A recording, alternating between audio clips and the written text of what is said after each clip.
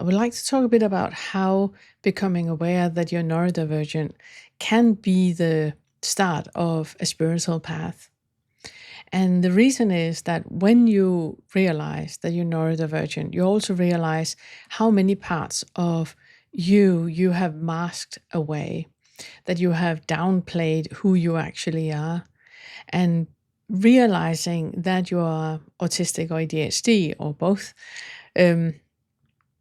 gives you a different type of acceptance. It actually gives you the type of acceptance that you have needed your entire lives.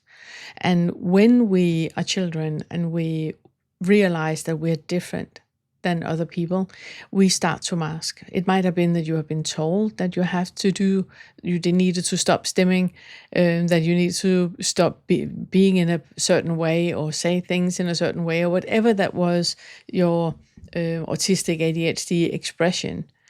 And when we are told to do that, a doubt is happening in us where we start to doubt who we are, and we don't feel that we can actually trust the feeling that we have in a certain situation. And that puts us at such a disadvantage to neurotypical people, because growing up with the feeling that I cannot trust who I am, and I need to pretend that I'm someone else. I need to hold back on my stims, or I need to not be so loud and not interrupt and not, do all the things that is normal for an autistic person, and mix my vegetables and all of the things that makes you you. And when you realize that all of that who you have presented as your entire life was just a character, just a play act, just something you were pretending to be, that is when the first mask fall. And I remember when I got my diagnosis that there were so many things that I suddenly realized that oh wow, I would have done differently in that situation and that situation had I known that I was autistic. Because suddenly I realized there was nothing wrong with me. I was just autistic. There was nothing wrong with me, that I was told that there was something wrong with me and I shouldn't be like that and I shouldn't talk like that and I shouldn't do like that. And when you are told that and you're doing things from what feels right, and you're told that you can't do that, you have no guidance anymore in what to actually do then. And then you just start to copy paste what you think other people are doing that is making you completely inauthentic, both to other people, but also to yourself. And that is why it's so exhausting to mask. So when the first mask falls, a lot of smaller masks will follow. There are many things that you're not gonna say yes to now that you would have done previously. There are many things that you wouldn't do anymore. And if people can't deal with you not mixing your vegetables, it's their issue, isn't it? There's like a deep acceptance of you as who you are, as how you present in the world. And that is something that should have happened when you were a child, but didn't. So it needs to happen now. And that is why one of the reasons I think that we have such a huge neurodivergent community in the awakening curriculum, partly because I'm autistic, obviously, but also because that it's a community that allows you to be you. And there is a full acceptance of whichever way you present in the world, that's completely fine. You don't need to pretend, you don't need to be anything else, you don't need to do anything else. You just notice what makes sense to you now, and then you question that. But the first step is that you need to build up strong boundaries. You need to find out who you are. You need to find out what your preferences are. And that's why we work so much with that in the third fetter. If you are newly diagnosed, I can warmly recommend you to work with the third fetter that is looking at the different habits that you have. Because you will find that there's a lot of habits that you have that is actually not what you would like. You do that because you think that is what you need to do. You are in the world in a certain way that you have always been, but that was not how you would have chosen to do it. You would now choose to do it differently. And the third fetter is really, really helpful with that. It's not only looking at you finding out what you actually want, but it's also looking into all the hooks you have into doing things in a certain way. And that is part of the masking. When we mask, we are basically immensely manipulative because we are trying to be in the world in a way that so the world will accept us.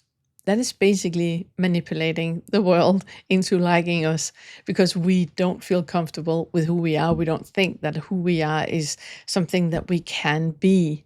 And the third fetter is really helpful with that. So if you're newly diagnosed, I can warmly recommend you to do the third fetter. So partly, like I said, sorry, I just lost track of it. Partly becoming aware of what is it that you do in your everyday life, that you have a hook into things becoming or being in a certain way. But also in that, notice that whatever you think you want in this moment is not based on what you actually want. It's just based on what you think you want.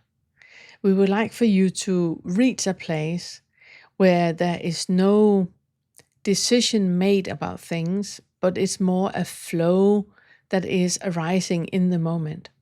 There's no hooks into things being in a certain way. It's more an arising in this moment. And that is one of the parts that made my life as an autist so much easier. Even when I was in situations that would give me overwhelm, and I would know that I would get overwhelmed, and I would know that I would lock myself in the room and just be wanting to be left alone afterwards when I come home. That realizing that in this moment, there is nothing else than what is arising right now. I'm not creating a story out of what will happen in half an hour or in 10 hours or tomorrow, or I'm staying present in this moment right now. And I'm just purely present with whatever is arising right now. I'm not saying that you shouldn't have your headphones on, or you shouldn't have glasses on, or you shouldn't protect yourself in any way. Obviously, protect yourself. Obviously, make sure that you feel comfortable in the situation. But notice how much in this situation right now is actually here, and how much is your fears about what might happen, what might arise, what might make this situation even more complicated. And the third fetter is really good for that. As I said, partly for you to become aware of what you're doing for a purpose, but also to help you to become aware of what is actually here right now, what is actually a necessity right now, and what is something that I'm kind of like bracing myself for impact. If I'm not doing this, then so and so will happen. Another thing I also just want to add is that when you do the awakening curriculum and you are neurodivergent, what you're going to experience is that working with the lower fives is a lot of work. It's really, really complicated and difficult, and it really takes a lot of time because you have lived your entire life masking. And when the mask starts to fall, that is going to happen in many different situations, and there's many different masks that are going to fall. And every time you turn a little bit on the kaleidoscope, and the entire picture is different. So doing the awakening curriculum with the lower 5 fetters is going to take the longest of the entire curriculum.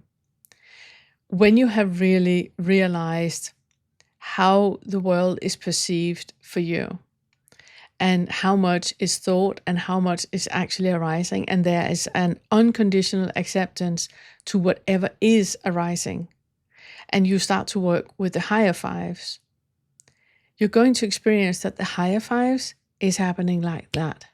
Because you're used to, when there's no longer anything holding you back, you're used to seeing the world the way that it actually is, in a different way than neurotypical people see it. You're connected to animals, to the trees, to nature, so differently than what neurotypical people are. And for you to sit and inhale a tree and exhale a sheep is completely normal, natural. With synesthesia, where you can feel a color and you can hear a sensation, that just makes the sixth fetter, where we work about boundaries and the perception of the subject object, it makes that so much easier. And working with time, you already have tons of experiences probably about how time is not linear. You have jumped around in time, which again might be something that when you work with the lower fives, you suddenly remember that, oh wow, yeah, I remember experiences as a child where time was not real, didn't exist in the normal linear fashion that we perceive time to be. And unpinning that center is so normal for a lot of neurodivergent people, which will mean that you will work more with the lower fives than you work with the higher fives, because the higher fives is more like a reminding. The lower fives is where you're going to completely redefine you. And that needs to happen first before you, can let go of any of it. I think that was it. If there's anything I should make videos about, particularly about neurodiversity, autism, ADHD, kindly let me know. I would love to talk more about it. Yeah. Thank you. We have created a course of our first fetter material. This course will walk you step by step through all of the ways in which identification is created and selfing happens. If you've been struggling to see through the self-structure or have that first awakening shift, this course contains hundreds of tools to help you discover the selfing mechanisms when they're happening, and then see through the illusion of identification that are created. Along with over 14 hours of videos, this $49 course contains a full book worth of summaries, extrapolations on the videos, written inquiry suggestions, and other text. So work slowly, leave time for integration. This is powerful material and it can be life-changing.